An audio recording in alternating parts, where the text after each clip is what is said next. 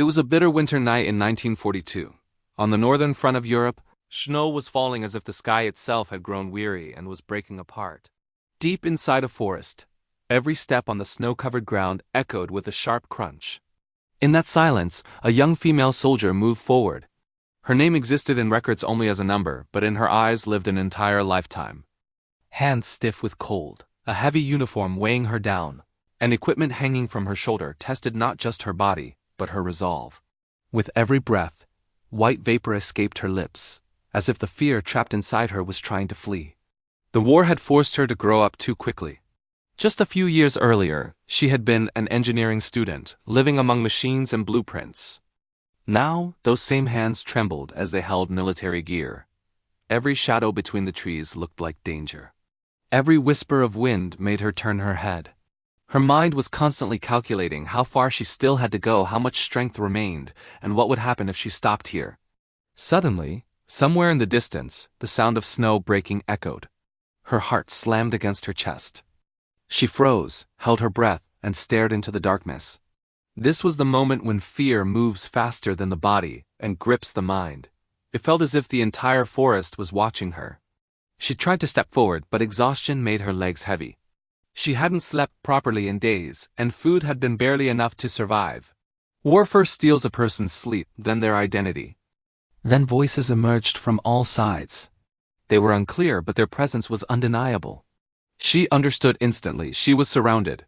She tried to run, but slipped on the snow and fell hard to the ground. That fall injured her pride more than her body. She tried to get up, but shadows were closing in. The cold gleam of weapons appeared in the moonlight. No one shouted. No one chased her. There was only a heavy silence, slowly taking everything away from her. She was pulled to her feet. Her hands shook, her breathing was rapid, but she refused to lower her eyes. Her greatest battle at that moment was not outside, but within. Fear told her that everything was over, yet somewhere deep inside, a quiet voice whispered, "You are still human.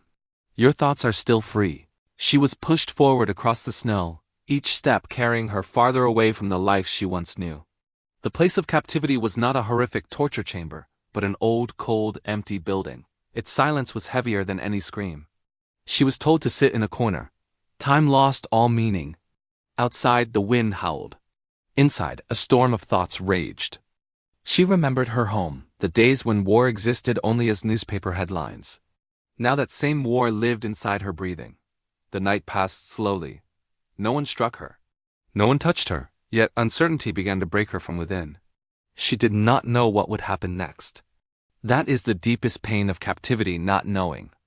When the faint light of morning entered through a window, she looked at her hands trembling, exhausted, but still alive. In that moment, she made a decision. Even if her body was trapped here, her mind would not be.